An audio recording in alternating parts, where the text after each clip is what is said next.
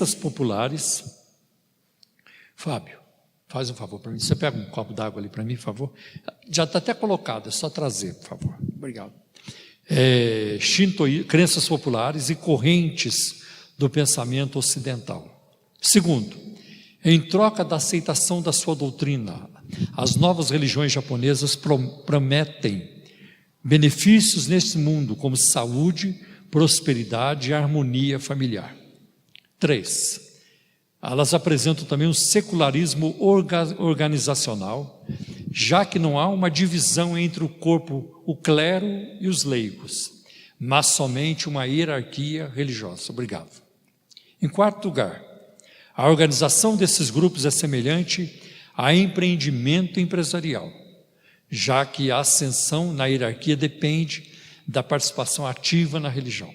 E em quinto, por conta das últimas características, esses grupos são marcados por forte vitalidade e disposição para a expansão doutrinária.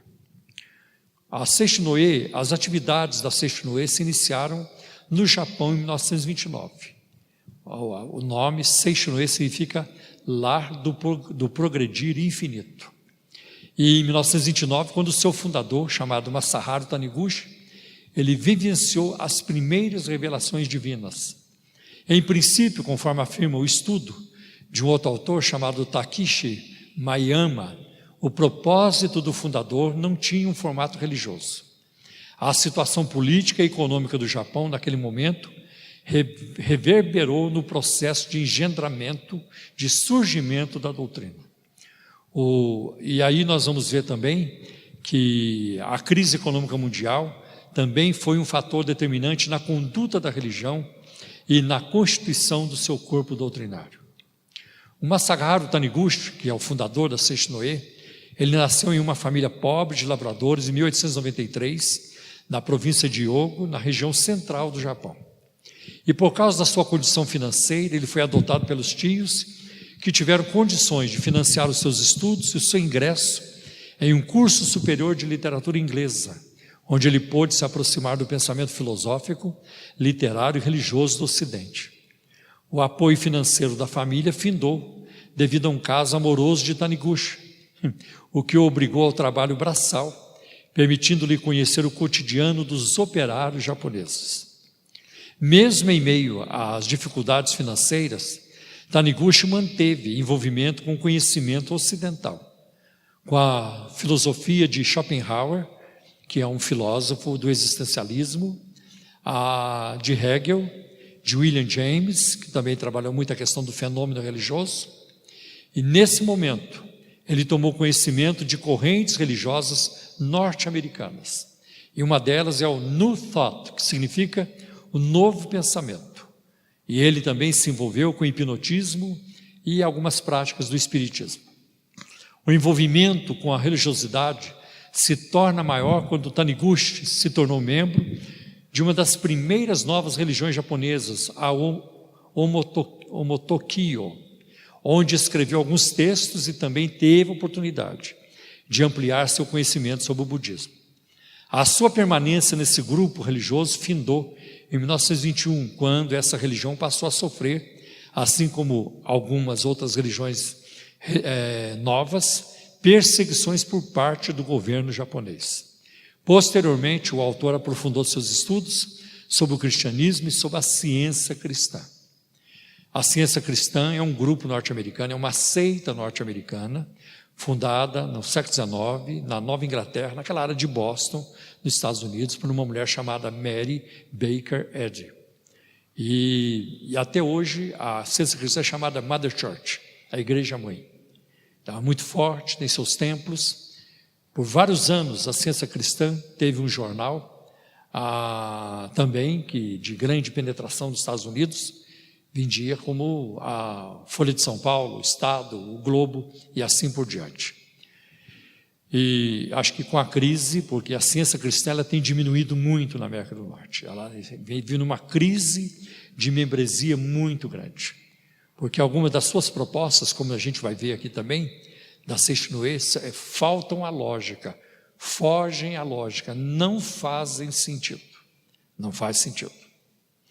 Bom, nós vamos ver também, em fins de 1929, o Taniguchi vivenciou as primeiras revelações inspiradas nas leituras religiosas feitas anteriormente e que constituíram o arcabouço doutrinário da nova fé. E ele escreve o seguinte: matéria não existe, o corpo não existe, nem existe alma, o único que existe é Jissô.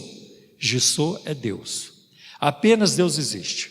O Espírito de Deus e sua manifestação é a única realidade. Então, é isso que ele vai passando. Isso é Jissô, ele diz. Posteriormente, Taniguchi se vê chamado à difusão de sua nova doutrina, encarada como capaz de solucionar os males do mundo contemporâneo. E eu quero apresentar a vocês agora essa declaração do Taniguchi. Levanto-me e coloco-me diante da humanidade, erguendo alto a chama da verdade. Tornou-se inevitável levantar-me. Amigos e companheiros, venham aderir a mim. A humanidade encontra-se agora diante do perigo.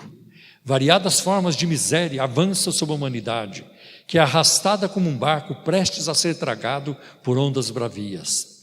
Hesitei-me em levantar e tornar-me um líder, pois temia ser acusado de presunçoso. Queria permanecer sempre humilde, como um simples perseguidor da verdade. Porém, o desejo de permanecer na humildade parece-me tentação para levar uma vida sossegada. Preciso vencer essa tentação e salvar a humanidade. Vou repetir: preciso vencer essa tentação e salvar a humanidade. Preciso salvar a humanidade com toda a chama que possuo. Por menor que seja a minha chama, não deixarei de iluminar o caminho que a humanidade deve seguir. É a chama da verdade que desceu dos céus, é chama ardente. Toquem em mim.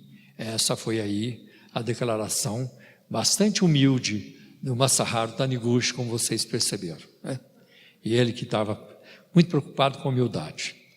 No final de março de 1930, Taniguchi inicia a difusão religiosa através da revista Seishinoe e posteriormente através de vários livros, especialmente a coleção Senmi no Jisō, A Verdade da Vida.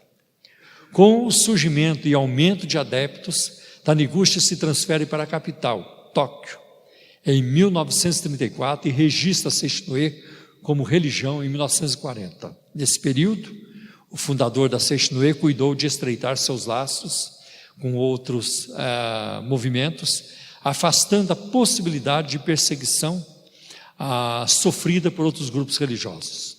Sobre esse período e a composição ideológica do shintoísmo de Estado, e que influenciou a utensilagem doutrinária de Taniguchi, tem um autor que diz o seguinte sobre isso, o Renato Ortiz: a esfera pública construída em torno do Estado Nacional foi desde a Revolução Meiji trabalhada pelos valores da piedade filial, respeito à autoridade, conformismo às regras estabelecidas, o culto ao imperador antes da derrota em 1945, a submissão às autoridades sem questionamento por parte dos indivíduos. Então a Seishinoe também ela passou a promover essa fidelidade ao Estado, uma fidelidade até incondicional. Bem, a Seishinoe foi fundada, já vimos aqui em 1930, ela tem um programa na Rede Bandeirantes, todo sábado de manhã, e ela também se promove através de literaturas e vários cursos que ela promove também, principalmente na sua sede aqui, na Avenida Armando Arruda Pereira, logo depois do metrô Conceição. Vocês vão encontrar ali a sede da Seishinoe. E ela publica a revista Fonte de Luz aqui no Brasil, antigamente chamava Acendedor, tem uma tiragem de mais de 500 mil exemplares, e a revista Pomba Branca, que é mais direcionada ao público feminino, que tem uma tiragem mensal de mais de 120 mil unidades. A Seishinoe afirma ter no Brasil mais de 2 milhões de adeptos, e a atração principal são as curas milagrosas. A história da religião da Seishinoe, ou Lar do Progredir Infinito, é a história do próprio Taniguchi, que nasceu em 22 de novembro de 1893, no município de Kobe. Nós vamos ver que ele gostava de ler, devorou o mundo da literatura e os livros naturalistas e começou a pensar que a vida humana é um problema sem solução. Depois de acabar a escola secundária, apesar da oposição dos seus pais adotivos, moveu-se e inscreveu-se na Faculdade de Literatura da Universidade de Waseda, em Tóquio, com o sonho de tornar-se escritor. E na universidade, eu já disse aqui, ele foi influenciado por vários autores, entre eles, eu não citei anteriormente, mas o Nietzsche, que também é um autor bastante controvertido, né? Mas a sua vida continuou infeliz, defrontando-se com problemas de namoros fracassados, doenças e empregos que não davam certo. Então ele deixou a universidade em 1914 sem se formar, no ano da Primeira Guerra Mundial. Espiritualmente, Taniguchi experimentou uma variedade de coisas, né? Do espiritismo, psicologia, religiões japonesas de origem recente. Em 1923, ele fugiu de Tóquio após o grande terremoto de Kanto e voltou para Kobe. Lá descobriu um livro que o influenciou muito, The Law of Mind in Action, A Lei da Mente em Ação, de um autor chamado Finwick Holmes, um dos escritores da seita norte-americana Religious Science, chamada ciência religiosa, algo parecido com a ciência cristã.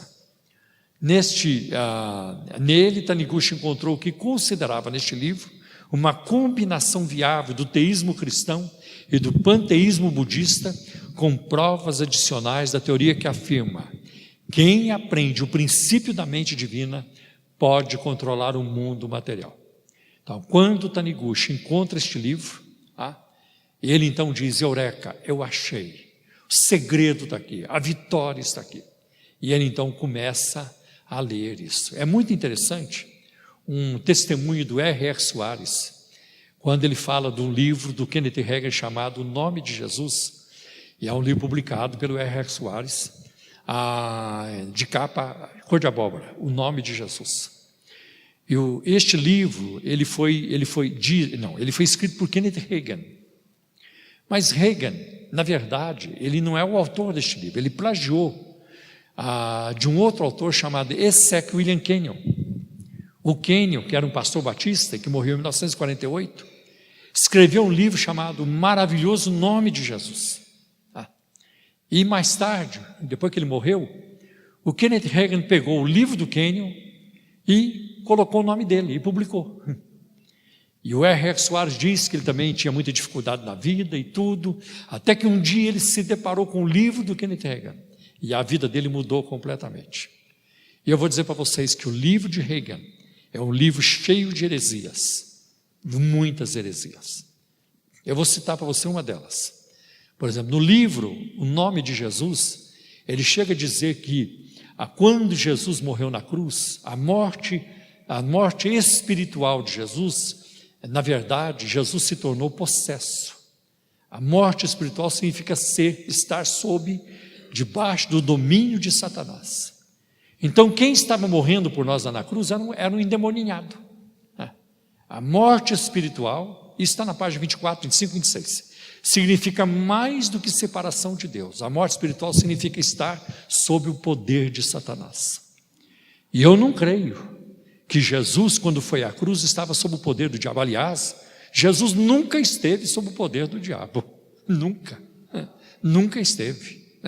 Seria uma inversão, seria uma coisa impossível. É impossível alguém dizer que Jesus, que é Deus encarnado, algum dia esteve debaixo do poder de Satanás. Mas este livro do Kenneth Hagin, O Nome de Jesus, que é publicado, distribuído pelo R.R. Soares, traz essas heresias. E traz muitas outras heresias, este livro, e assim por diante. Então, agora, e o Kenyon? De quem que ele pegou isso? Kenyon foi influenciado pela ciência cristã. Os últimos 5 anos da vida o Kenyon foi influenciado por um homem chamado o Emerson, me esqueci do nome dele agora, mas acho que é Charles Emerson, que era um membro da ciência cristã quando morreu. Então, este homem foi muito influenciado pela ciência cristã, e ele influenciou o Kenyon. Kenyon influenciou o Reagan, e o Reagan influenciou R.R. Soares. E o R.R. Soares está influenciando muita gente no Brasil. Por isso que nós temos a obrigação de alertar, porque isso está errado. Por exemplo, tem um livro publicado pela Graça Editorial, pela editora do R.R. Soares, chamado Zoe, A Própria Vida de Deus. E é um livro de Kenneth Reagan. E do começo ao fim, este livro, mas é do começo ao fim, a afirmação, o ensino é de que nós somos divinos, nós somos deuses. Isso do começo ao fim. Agora, como é que alguém que diz que leva a palavra de Deus a sério, leva o evangelho a sério, publica coisas com tais conteúdo? Por isso que eu me lembro de uma palavra do pastor Ariovaldo Ramos, uma vez, na Universidade Metodista, por ocasião do meu livro, do lançamento do meu livro, Decepcionados com a Graça. Ele disse o seguinte naquela noite: estou muito feliz que o Paulo Romeiro pesquisou sobre a Igreja Internacional da Graça de Deus, porque de todos os grupos neopentecostais é o mais perigoso. Por quê? Todo mundo ficou assim, até eu. Por quê? Por que a Igreja da Graça é o mais perigoso? Porque a Igreja da Graça tenta passar a ideia de que leva a palavra de Deus a sério. E aí ela se torna perigosa. É diferente da Universal, que é escrachada. Lá eles não escondem nada. Lá não estão preocupados. Aqui é a sessão do descarrego, é mãe de encosto, e aqui nós botamos o quipá na cabeça, tá? Tudo para todo mundo ver, é diferente. Agora, a graça, a Igreja da Graça, ela é sutil. Ela usa de sutileza. E nisso ela leva muita gente na esteira. Por isso é um grupo muito perigoso. Bom, talvez a experiência mais marcante na formação espiritual do Masaharu Taniguchi tenha sido a sua iluminação no dia 31 de dezembro de 1928. Imbuído de um novo senso de dignidade, agora que estava bem empregado, mudou-se com a família para uma casa melhor. Porém, mesmo com uma condição financeira mais folgada, a saúde da sua família decaiu. E gente na casa dele começou a ficar doente, com sarampo, pneumonia. A sua esposa sofria de colite, e ele próprio estava tão adoentado, que quando desejou fazer um seguro de saúde, um convênio médico, foi recusado. Não atinava, porque com a sua compreensão de como a mente funcionava, sua família andava de mal a pior.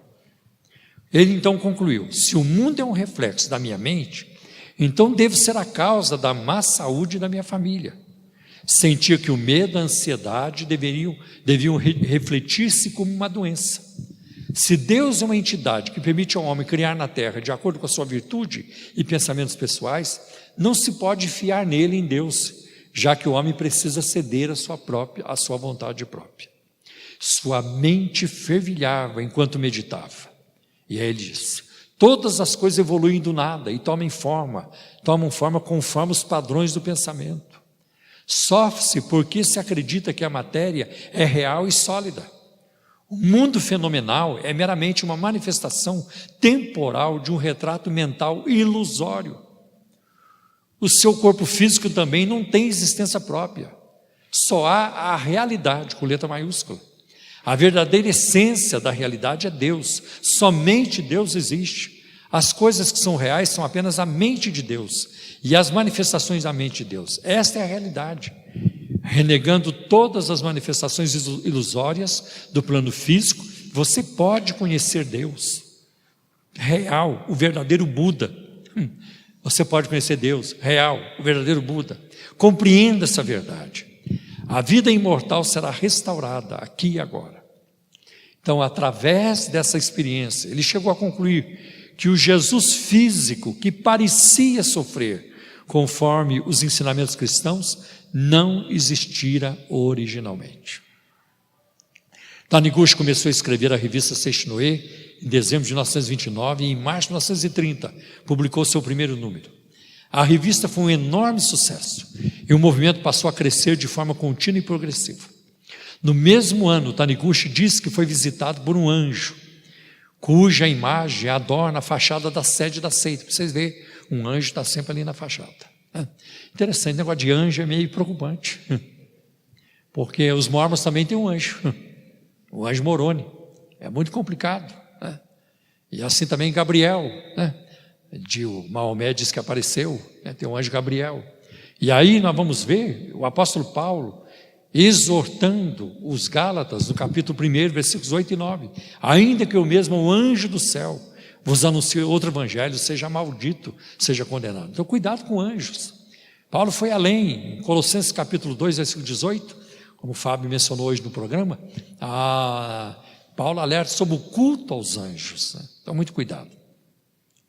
Bom,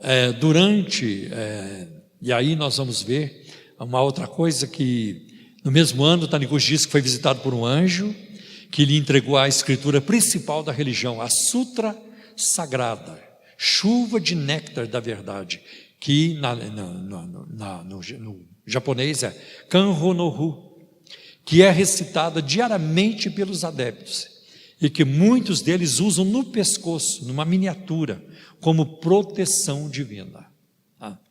Interessante, todo mundo quer segurar alguma coisa, né? Os católicos precisam de uma medalhinha, a turma da Seishinoi precisa de uma medalhinha, os evangélicos precisam também do martelinho, da toalhinha. Aonde essa turma vai parar? Quando é que vão voltar? Quando é que vão abraçar a Bíblia? É muito complicado isso.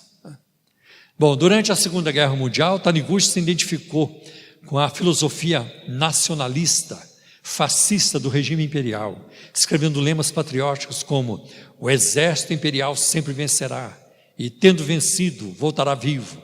Ele falou do último imperador como sendo o ser último, a única existência, a única coisa que realmente existe, e devidamente o centro da nossa lealdade e devoção. Olha só que relação com o poder central.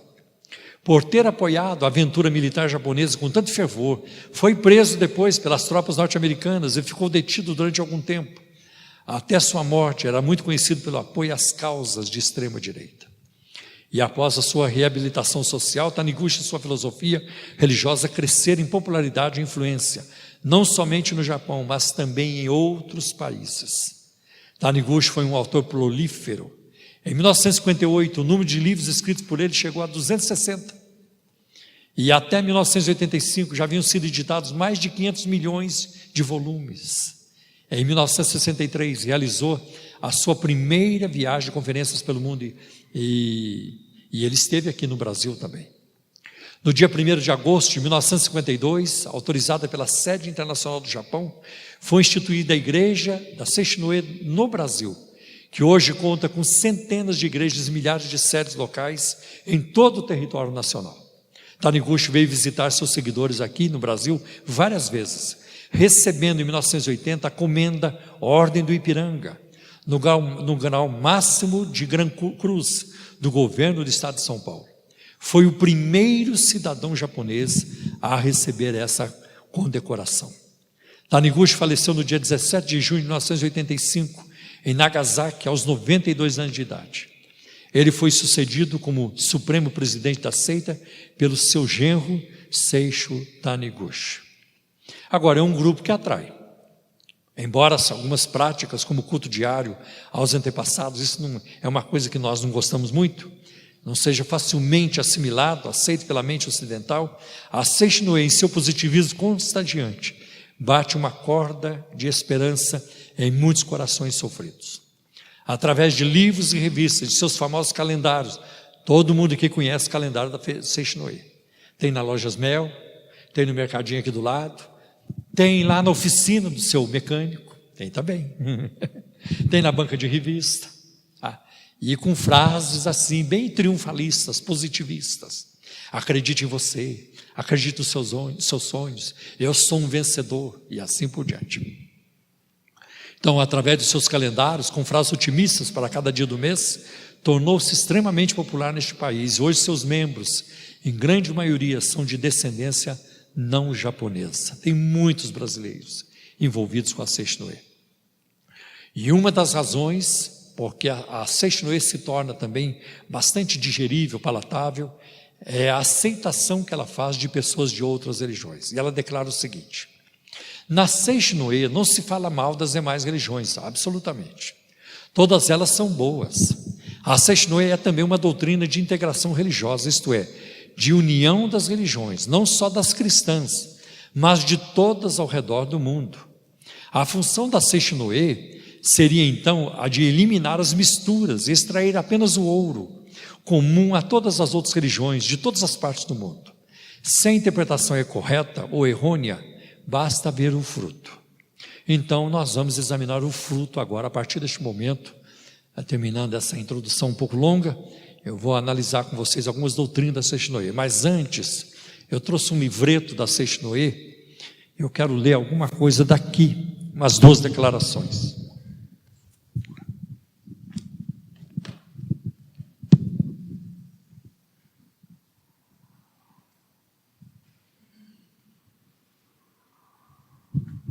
Este é um livro escrito pelo Masaharu Taniguchi, onde que eu pus o óculos.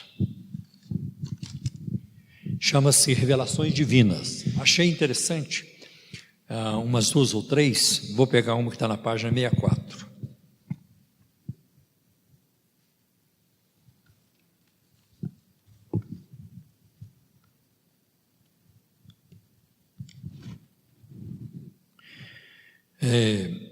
A Seishnoe também existe desde o infinito passado, assim como a imagem verdadeira da vida. O meu corpo espiritual é a própria imagem verdadeira da vida e por isso não há como me manifestar, não há como não me manifestar onde a obra, a verdade da vida é pregada, lida ou aberta.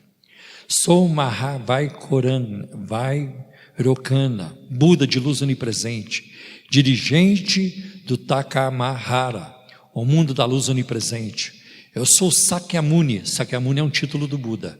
Eu sou Sakyamuni, iluminado desde o eterno passado, quer dizer, é um dos nomes do Buda. Sou o Cristo, que já era o Salvador do mundo, desde antes que Abraão nascesse. Aquele que bebe em mim não tem sede.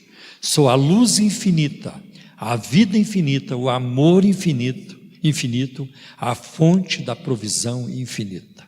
Então, este livro, Revelações Divinas, página 66 e 67. É complicado. Vou ler mais, agora, páginas 79 e 80.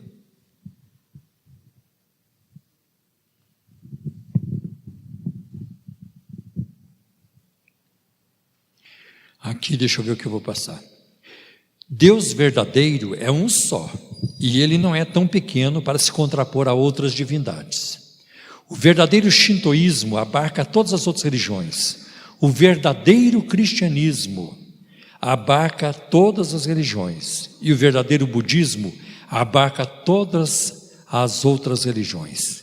Qualquer que seja a religião, se alcançar a imagem verdadeira que abarca todas as religiões, ela será chamada Seishnoe, lar do progredir infinito. Este é o lar da vontade divina, é o ninho onde tudo está unido e não é ensinamento. Dentro desse lar, diferentes religiões recebem a vida. O verdadeiro shintoísmo está dentro da Seishnoe. O verdadeiro cristianismo está dentro da Seishnoe. E o verdadeiro budismo está dentro da Seishnoe. Todos os lugares onde a verdade da vida está manifestada, pregada e lida são o centro do mundo. Agora, você dizer que o cristianismo abarca todas as religiões, o cristianismo foi duramente perseguido por não aceitar essa mistura e esse sincretismo. Foi perseguido pelos judeus, porque foi um desdobramento, uma ruptura com o judaísmo, e foi perseguido pelos romanos, porque eles de maneira alguma aceitavam cultuar o imperador ou os deuses romanos.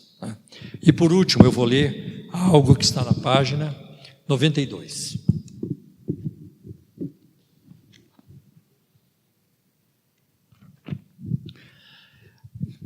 A doença propriamente dita não existe originalmente. O sofrimento propriamente dito não existe originalmente.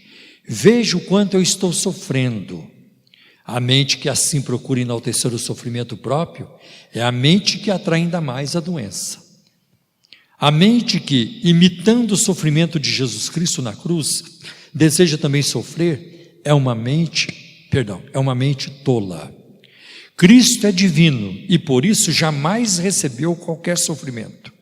Mesmo a cruz não significa dor, não significa sofrimento, significa prazer espiritual. Não há como o Filho de Deus ser atingido pelas dores, não há como ele ser atingido pelos sofrimentos.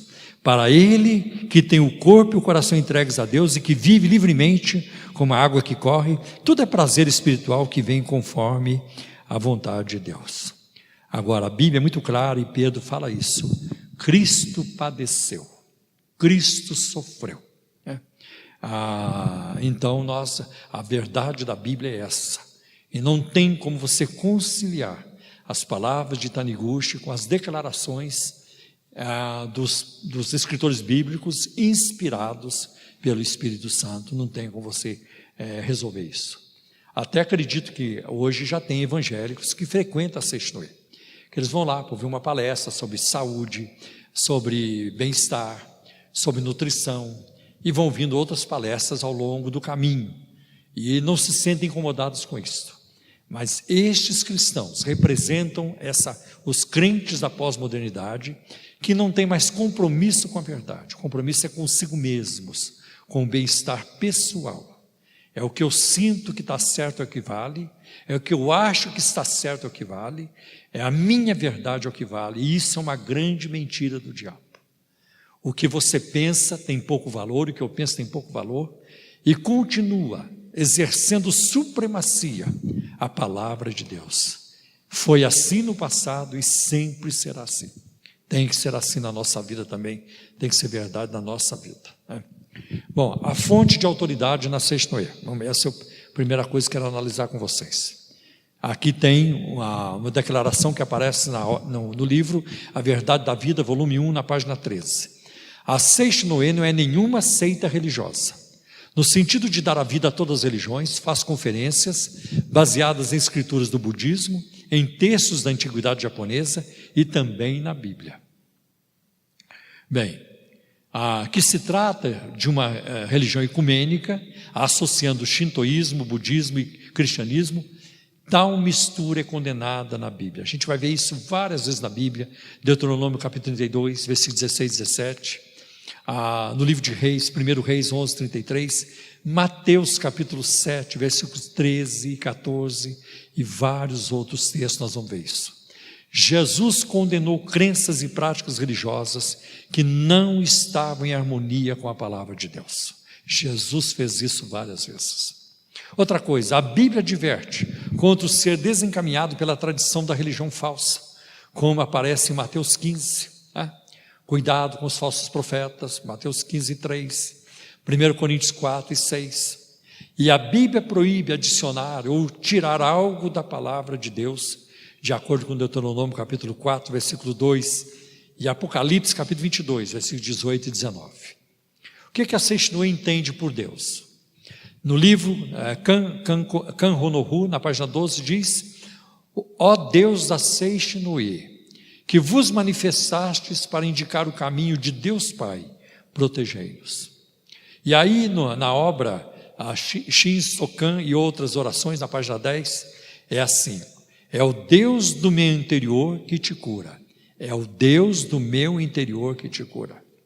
Na mesma obra, página 15, diz assim: no interior da criança aloja-se o infinito. Como é que nós respondemos a isso? Primeiro, eles identificam Deus com a criatura, e a Bíblia representa ou apresenta o conceito de um Deus pessoal que criou o universo. E embora Deus esteja em todas as partes, porque Ele é onipresente, existe a parte de sua obra. Isso que a teologia chama de a transcendência de Deus. Deus, ele existe antes da sua obra existir, e Ele existe fora da sua obra também. Isso é a transcendência de Deus. Quando nós dizemos que Deus interage conosco, a teologia chama esse termo de imanência. Deus se interage conosco, está entre nós. Bem, uma outra coisa que nós vamos ver: Deus é transcendente, isto é, a existência vai além das coisas criadas, e segundo as Escrituras, a obra da sua criação, o ser humano, por exemplo, não constitui parte do poder divino. Não existe isso. Você e eu nunca seremos divinos. Para pegar, por exemplo, 1 Pedro, eu creio que 2 Pedro, logo no início, ele vai dizer, no primeiro capítulo, que nós somos participantes da natureza divina, mas não possuidores. E na medida em que nós vamos escapando da corrupção do mundo, nós começamos a expressar os atributos comunicáveis da divindade.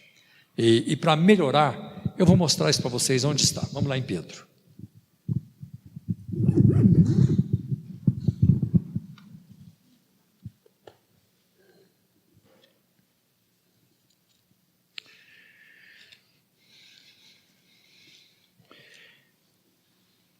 Primeira Pedro,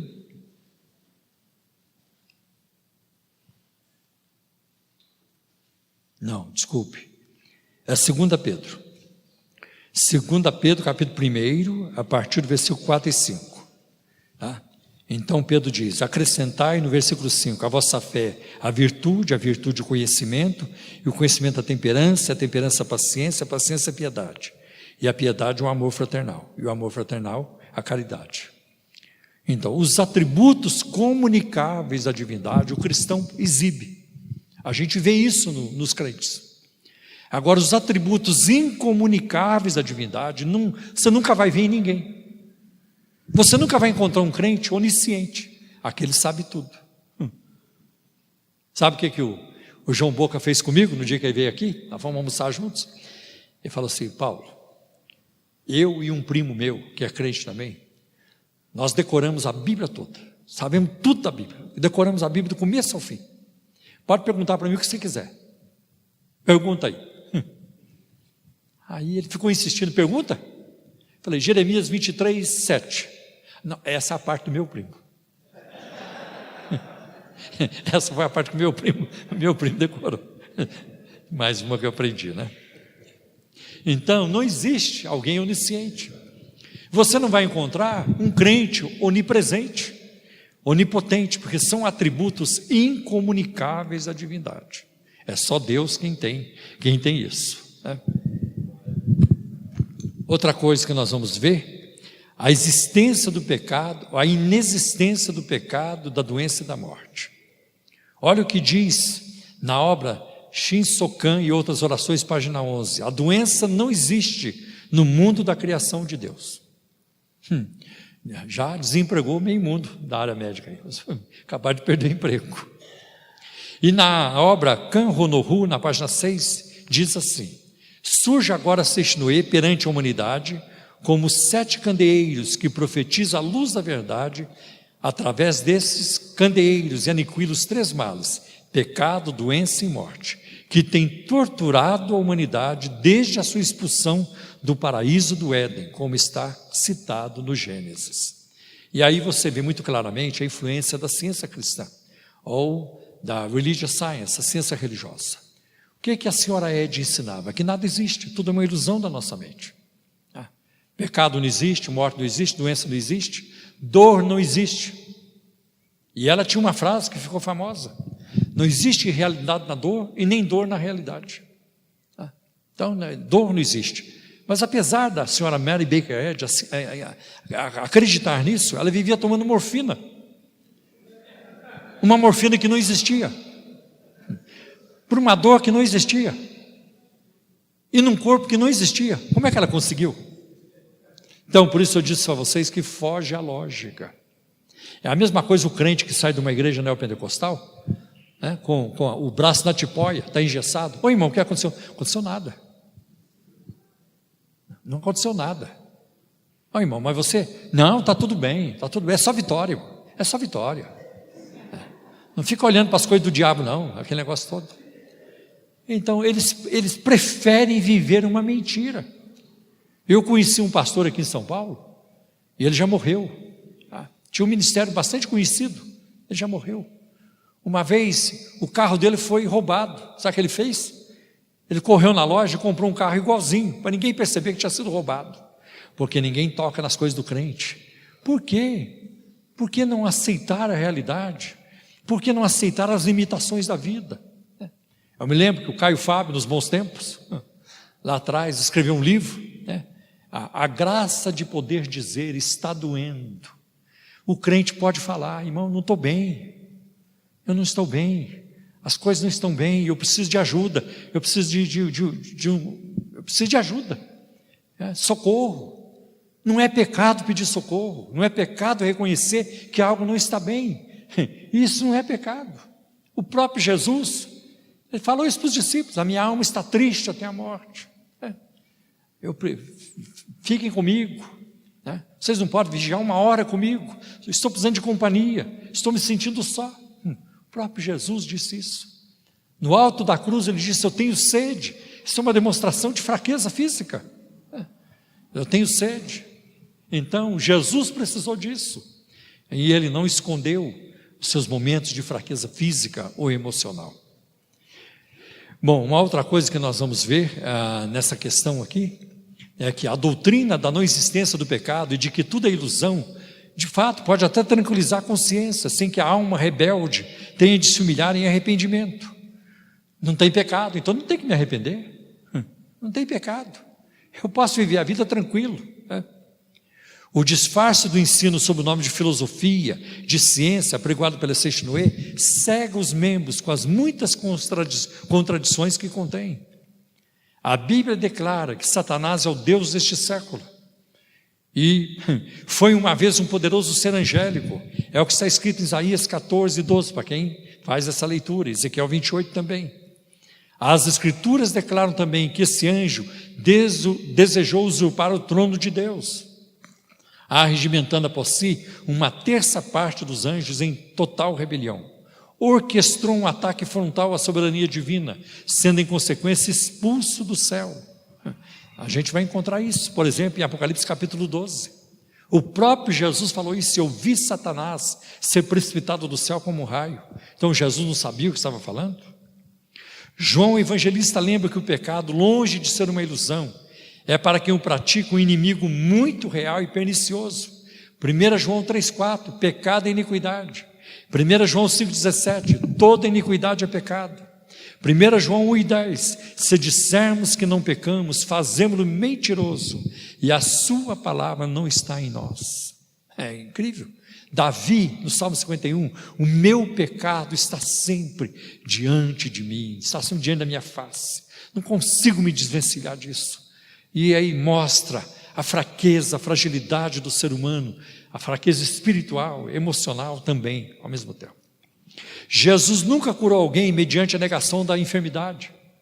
Não, quando ele curava alguém, não, você não tem nada, você nunca teve doença nenhuma. Não, Jesus nunca negou a doença de ninguém. Tá?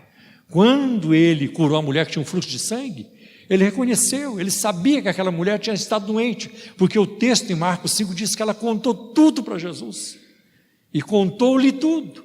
E olha a paciência de Jesus de ouvir o drama daquela mulher, porque geralmente a gente não tem paciência, ficar contando história, dando testemunho. Irmão, resume aí, como tem um apóstolo aí, sem resenha, sem resenha. Ela falou demais.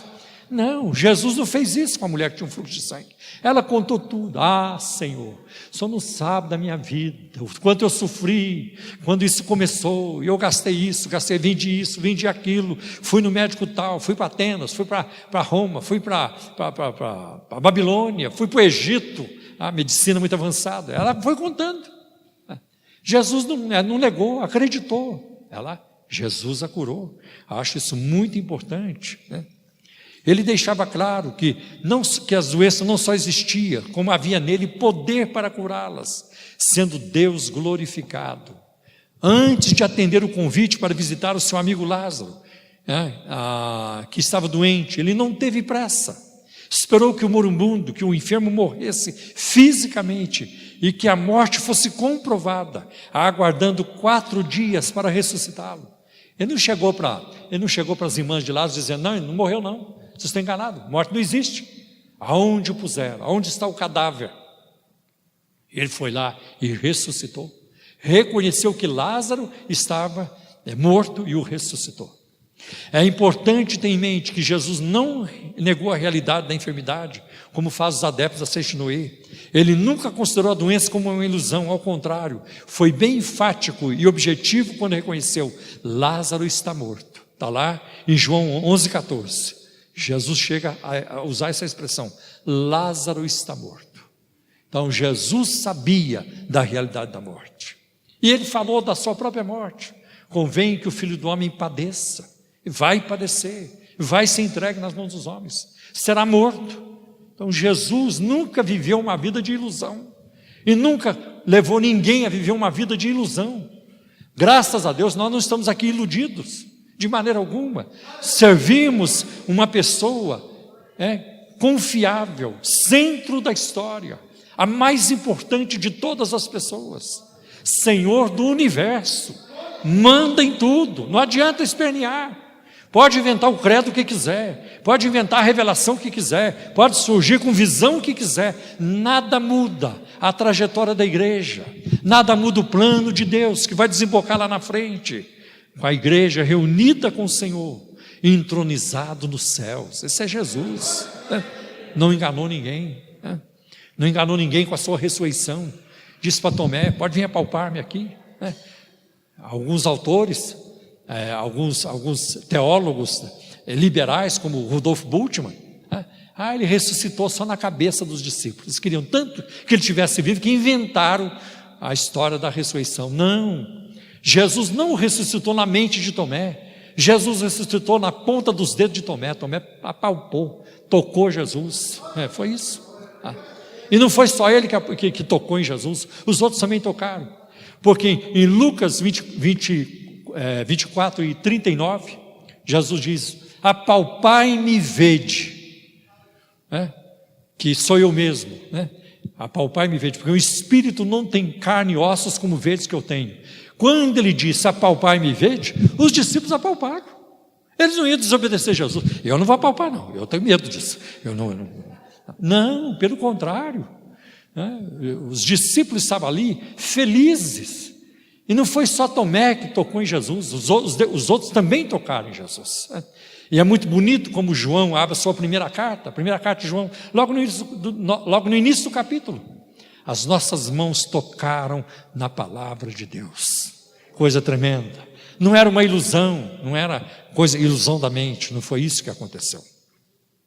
Afirmamos então que os milagres de Jesus foram reais, fisicamente tangíveis, e o resultado incontestável, visível e comprovável da intervenção sobrenatural de Deus sobre as suas criaturas. Lá em Caná da Galileia, as pessoas tomaram vinho, elas tomaram, não ficaram olhando para o vinho. Olha o vinho transformado, isso aqui era água, agora é vinho, que coisa maravilhosa, vamos botar no oratório, vamos botar lá no cálice. Não, eles tomaram o vinho, e depois foram falar lá com a mestre Sala: bom demais, vocês deixaram o melhor por último. Então o que Jesus fazia, dava para tocar. Ele multiplicou pão e peixe, não foi uma ilusão, não foi holograma, não foi isso, foi real, as pessoas realmente comeram, e assim por diante. Jesus curou a sogra de Pedro, fez cessar a tempestade, curou paralítico, restaurou a visão de 2 cegos, ele curou muitos e expulsou demônios, transformaram em vinho, multiplicou pães, como eu já disse aqui. Outra doutrina na Seixinoe tem a ver com a natureza humana, o ser humano, a sua natureza espiritual e material. Olha o que diz a obra Kan Honohu, na página 11: Deus, ao criar todas as coisas, não usa barro, não usa madeira, não usa martelo, não usa pincel, não usa ferramenta, nem matéria-prima de espécie alguma, cria unicamente com o Espírito. Não é verdade, não é verdade. Se você ver a narrativa de Gênesis, como é que Deus começa a criar? Fiat lux, haja luz e houve luz, haja isso, haja aquilo, e tudo foi acontecendo.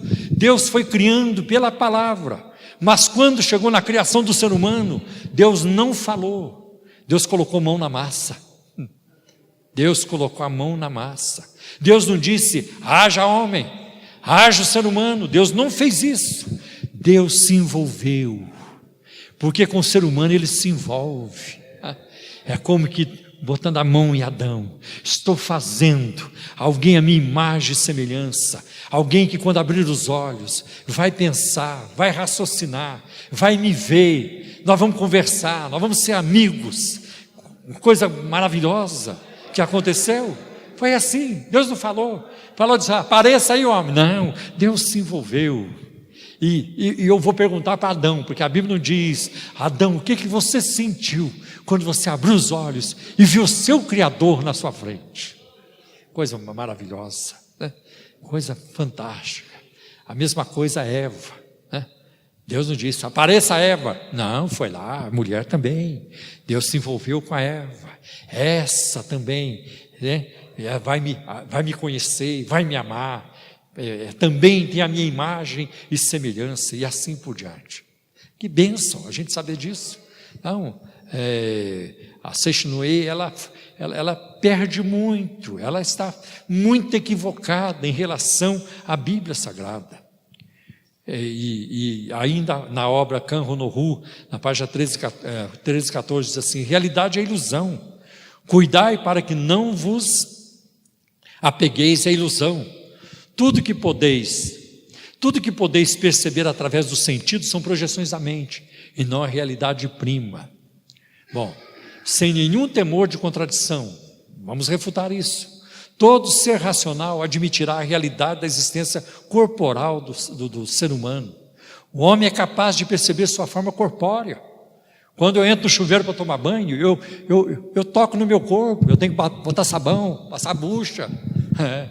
Eu boto shampoo, não é numa cabeça ilusória, não é um shampoo também irreal, que a minha mente projetou, está ali. E antes de sair do chuveiro, eu tenho que me enxaguar, senão eu vou sair branco lá de espuma, aquele negócio todo. Não, sabão não existe, tudo é uma ilusão. Não, eu tenho que me enxugar, a água não existe, eu não estou molhado, eu não estou ensaboado, não existe isso. É muito complicado esse tipo de coisa que começa a aparecer. Tudo é uma ilusão da mente, não é verdade, tá? O ser humano necessita satisfazer necessidades físicas, corporais, alimento, vestuário, né? E assim por diante. Tudo isso prova a nossa existência física. Então, se eles querem dar um outro sentido nisso, mas para que causar essa confusão? Torna as coisas mais claras. O ser humano é capaz de perceber as diferenças entre ideias abstratas e concretas, sendo o corpo discernível facilmente como uma proposição concreta. Outra coisa, veja o que eles falam sobre a morte de Jesus.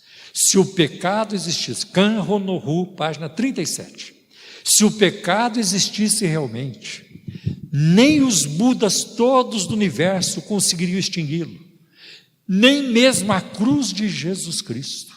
Declaração deles. Então Jesus foi equivocado para a cruz, perdeu tempo, não sabia o que estava fazendo. Como é que alguém pode crer num negócio desse? Como é que alguns evangélicos, e tem até católicos, católico tem bastante, que vão nessas reuniões, né, e depois acabam ficando, porque vão gostando, acabam ficando, e assim a Seichnoe vai engrossando as suas fileiras. Como pode uma religião chamar-se também cristianismo e negar todas as bases e pressupostos do cristianismo? Impossível. Outra coisa, na obra Remido e Imortal, A Verdade da Vida, volume 1, página 15, existe essa declaração: o Deus da minha alma despertando, eu vejo em todos os homens o Filho de Deus. O homem é filho de Deus, é Buda. Que diz a Bíblia? Os homens tornam-se filhos de Deus quando recebem a Jesus Cristo como seu Salvador pessoal. Está muito claro em João capítulo 1, versículos 11 e 12. Ele veio para os que eram seus, os judeus, mas os seus não o receberam. Mas a todos quanto receberam, deu-lhes autoridade. O termo é exousia, não é poder, é autoridade, para se tornarem filhos de Deus aos que creem no seu nome. Em Romanos capítulo 8, lá pelo versículo 14, nós vamos encontrar que nós somos adotados na família de Deus. Assim que se torna filho de Deus. Você e eu ouvimos muitas vezes: nós somos todos filhos de Deus. Todo mundo é por Adão. Por Adão nós somos todos filhos de Deus. Não, filho de Deus só quando você nasce de novo. Quem é o teu pai? Quem é o teu pai? Você tem um pai? Você tem um pai espiritual? Então é importante saber disso. Se ser criatura significasse o mesmo que ser filho de Deus, poder-se admitir contra o bom senso que Deus é pai dos irracionais, Ele os criou, o que é bem indiferente. o que é bem diferente. Se todo mundo é filho de Deus por criação, então o jabuti também é, a vaca também é. A vaca é uma filha de Deus. Então, o urso é, a barata é uma filha de Deus. Sinceramente, nunca vou aceitar a barata como minha irmã, vocês podem ter certeza. Não faz sentido.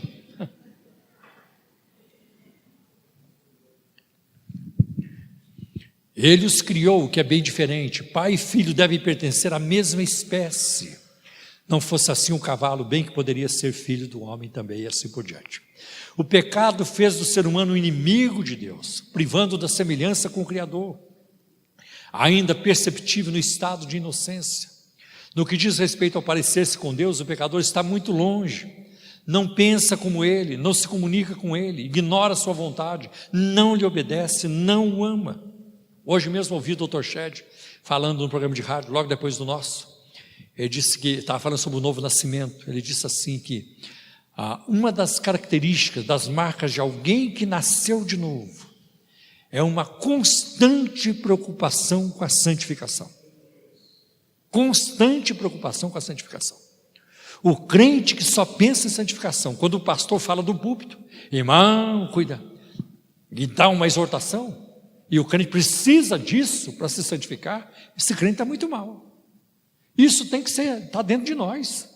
Não importa se você está aqui na igreja, está lá no metrô, está na escola, está num campo de futebol, batendo uma bola, mas que quem nasceu de novo vai ter preocupação constante com santificação. Eu sou preocupado o tempo todo. Eu tenho uma cobrança interna, não precisa ninguém vir profetizar para mim, eis meu servo, que eu vejo que tu não quer ficar santo, que não preciso disso, porque essa voz interior, ela me persegue o tempo todo. Quando é que você vai orar mais? Quando é que você vai santificar mais? Quando é que você vai ler mais a Bíblia? Quando é que você vai ganhar almas, fazer mais a obra de Deus? É uma cobrança que não para, né? Importante isso. Como pode o pecador considerar-se filho de Deus se não o vê como pai? O próprio Jesus disse em João 8,44, aos judeus, vocês têm por pai o diabo. A semelhança perdida só pode ser recuperada. A imagem perdida, a imago Dei, a imagem de Deus, só pode ser polida quando nos permitimos lavar e purificar de todo pecado no sangue de Jesus. Esse está em Apocalipse 1:5, aquele que nos ama e em seu sangue nos lavou dos nossos pecados. E mediante a fé e o arrependimento, como está em Atos 16, versículos 30 e 31, a palavra que o Paulo disse para o carcereiro. Ainda tem a questão da oração na Seishnoe, que é a oração meditativa, através da qual eles dizem o seguinte, no Shin Sokan e outras orações, na página 4. O Shin Sokan é uma oração meditativa através da qual o homem transcende o mundo do fenômeno, isto é, transcende a matéria, a carne, a mente e entra para um mundo e dimensão superior. O mundo do gisso é Deus, o mundo perfeito criado por Deus, onde o eu verdadeiro, o Filho de Deus, funde-se com Deus. Funde-se com Deus. Isso é orientalismo. Esse negócio de fundir-se com Deus. Isso, a gente encontra isso também naquele grupo chamado Árvore da Vida, a igreja local de Witness Lee, onde existe o amálgama, o nosso espírito se funde com Deus. Isso não é verdade. Isso é a proposta da yoga, meditação transcendental. O próprio nome yoga significa união com Deus. E eu vou dizer para você que Deus habita dentro de todo cristão, é verdade. Nós somos o templo do Espírito Santo. Mas é um espírito separado do nosso espírito. O espírito do ser humano não se mistura com o Espírito de Deus, assim como o meu espírito não se mistura com o seu. Na ressurreição, Deus vai nos trazer, os corpos físicos vão ressuscitar. Os espíritos não serão misturados. O espírito vai voltar para o meu corpo ressuscitado e o seu espírito vai voltar para o seu corpo. Não há o risco do seu espírito vir para o meu corpo. Não, isso aí é reencarnação. Não há esse perigo. Nós cremos na ressurreição, que é o espírito voltar no mesmo corpo. É isso que nós queremos. É isso que nós cremos, né? Então, muito cuidado com essas coisas, né? Aí tem mais uma declaração deles: tomada a posição correta, mentalizar palavras de agradecimento a Deus, aos pais, aos antepassados, ao marido, à esposa, a todos os familiares, todas as pessoas e a todas as coisas.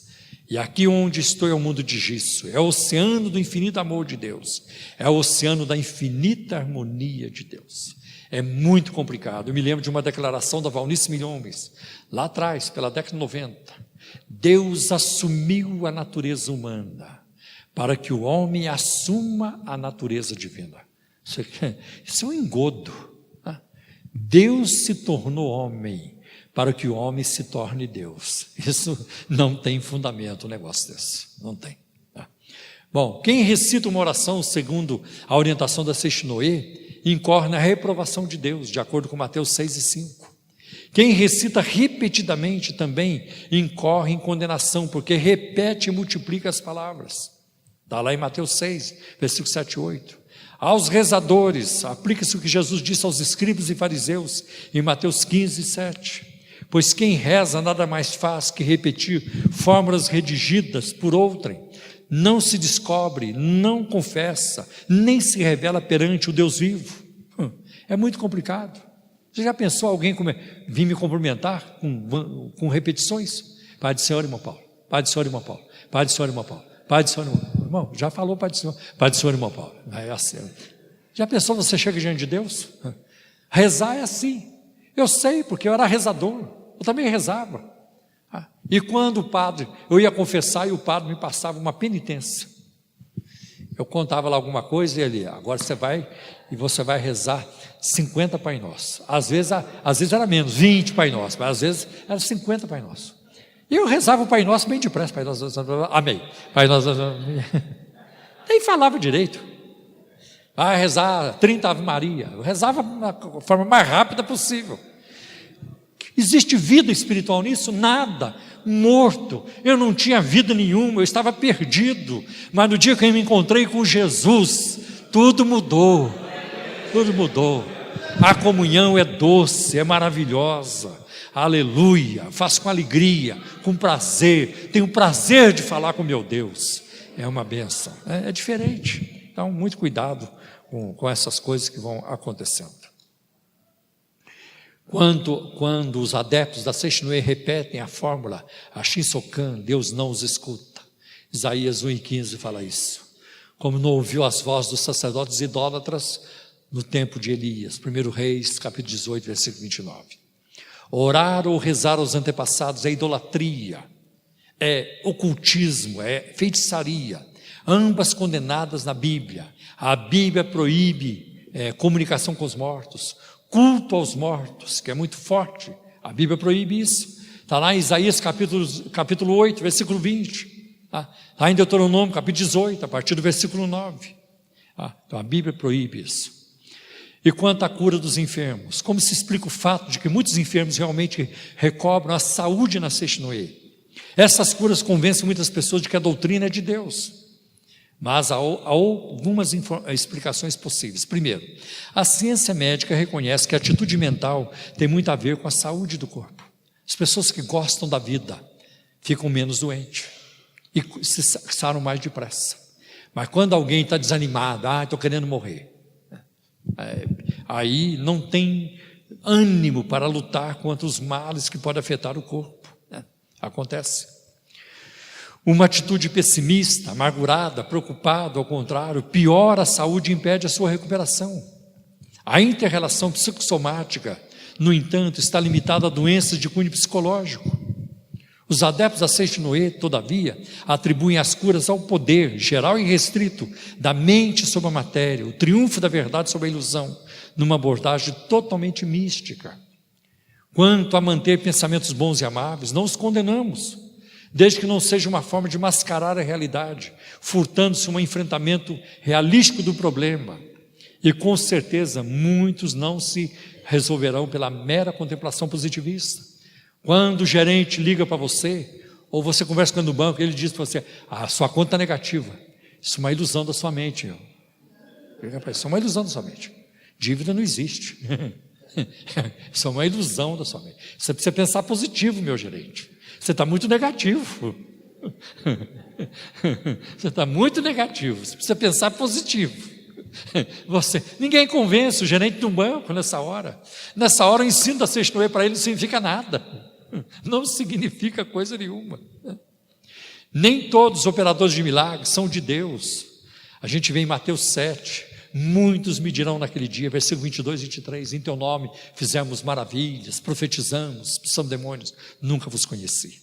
Cuidado, porque nem todos os milagres são de Deus, visto que negam as bases fundamentais do cristianismo. E a cura é o que mais atrai as pessoas. Veja as igrejas lotadas atrás de cura. Por que as pessoas vão no Universal? Para serem curadas e para receber bênçãos materiais. Por que vão no Valdemiro? É cura. Por que vão na Plenitude? É cura divina. É só isso. Não se visa crescimento espiritual, ensino da palavra. Ontem mesmo eu vi um desses pastores. Ele acabou de pegar o testemunho de alguém. Olha, minha vida agora mudou, agora eu estou bem, já comprei meu carro, já comprei minha casa e tudo isso. Você só vê coisa material. Ninguém diz, eu tenho paz, agora eu tenho alegria, agora eu tenho certeza da salvação. Agora eu tive um encontro com Cristo, Ele me perdoou. Agora eu sei que Ele me amou e me ama. A gente não ouve isso. E o pastor, quando termina, ele disse, é isso aí, você vem, porque é isso que vai acontecer com você. E se não acontecer isso com você, eu já disse aqui várias vezes, vou repetir, eu rasgo a Bíblia, eu piso na Bíblia, aquele negócio todo. Uma idiotice, uma tolice falar isso, uma tolice. Até quando? Eu fico aqui igual Abacuco perguntando, até quando, Senhor? Até quando? Então nós vemos muito disso acontecendo, tá? Tais feitos milagrosos, a parte do que possuem de natural, pode ser uma obra de Satanás. Não é só Deus que faz milagres, o inimigo também faz milagres. Janes e Jambres, os magos de Faraó, repetiram vários milagres de Moisés. E a Bíblia diz em 2 Tessalonicenses 2:10 que Satanás, o anticristo, ele vem com grande poder e sinais de prodígios mentirosos. E Jesus também falou sobre isso em Mateus 24. Então, gente, para encerrar, quero passar para você uma ou duas dicas. Primeiro, como é que a gente conversa com essa turma se tivermos a oportunidade, devemos ter? Procure fazer com que as pessoas reconheçam a Bíblia como autoridade suprema para a fé. A Bíblia é mais importante do que tudo. Eu sei que vocês têm suas obras, têm os seus autores, o cristianismo também tem nomes muito importantes do cristianismo: Agostinho, Tomás de Aquino, Martim Lutero, João Calvino, John Wesley, grandes teólogos. Nós também temos nossos astros, mas eles não têm a mesma autoridade que a Bíblia. A Bíblia é suprema, a Bíblia é suprema, tá? É importante colocar isso. Outra coisa, mostre a base bíblica para a oração. Nós podemos orar, tá? E a Bíblia está cheia de exemplos onde nós podemos orar. E procure comunicar com eles a fé na obra expiatória de Cristo e a salvação. Não se pode conseguir sem a ação do Espírito Santo no coração da pessoa. João capítulo 16, versículo 7, versículo 14, é o Espírito Santo que convence o coração da pessoa. Se nós orarmos e trabalharmos com fé, nenhum caso será demasiadamente difícil, pois Deus responde às orações. Tá? Como tratar os adeptos da Seixinoe? É interessante o que está no livro deles, A Verdade da Vida, no volume 2, página 102. Para se propagar a verdade numa época em que as inverdades se espalham fluentemente, é preciso corrigir esses conceitos inverídicos. Nada existe além da verdade que destrua a mentira. Assim está escrito na Sutra Sagrada Kanhonohu, chuva nectária das santas doutrinas, e de fato, para se destruir as teorias heréticas é necessário fazer-se rufar o tambor do ensinamento correto. A Seixinoe diz que para acabar com as heresias é preciso tocar o tambor do ensinamento correto. Que bom, é o que nós vamos fazer. Não refutamos tal ensinamento, pois essa é a nossa preocupação. E para tanto, nós temos que trabalhar com a verdade da palavra de Deus. E a verdade, ela triunfa, ela sempre triunfa. Eu me lembro uma vez, eu não vou me estender mais, mas um casal começou a frequentar a nossa igreja. O rapaz aceitou Jesus, o marido aceitou Jesus, a mulher nem pensar, católica demais. Então, grudado aqui na igreja de São Judas. Então, domingo de manhã iam na nossa igreja. E domingo à noite eu não via eles. Não, naquela época não tínhamos culto domingo de manhã, só à noite. Então, todo domingo à noite estavam lá. Um dia veio falar comigo: pastor, eu quero explicar para o senhor que quem aceitou Jesus foi o meu marido. Eu não sei entendendo, o senhor sabe que eu sou católico. Eu sei, irmã, eu sei que você é católico, irmã. Eu chamava de irmã. Outro dia veio falar comigo: pastor, o senhor sabe que a gente vem aqui domingo à noite, mas domingo de manhã nós estamos lá na missa de São Judas, porque eu sou católica, né, pastor? Amém, irmã. Vai lá na missa domingo de manhã, mas não deixe de vir no culto que domingo à noite. E assim foi. Um dia ela veio toda brava para o meu lado: pastor, eu estou com raiva do meu marido, estou brava com o meu marido. O que aconteceu, irmã? Pastor, lá na missa, lá no São Judas, ele coloca R$1 na oferta, e aqui no culto ele põe R$50, pastor. Irmã, tem uma diferença mesmo. E eu levava assim. Olha, com o passar do tempo, aquela mulher aceitou Jesus, ela ficou mais crente que o marido, ela foi batizada com o Espírito Santo. E ela passou a arrastar o marido. É ela que agora tinha vida, e vida transbordante. É Deus quem faz, nós não fazemos. É obra do Espírito de Deus. Amém.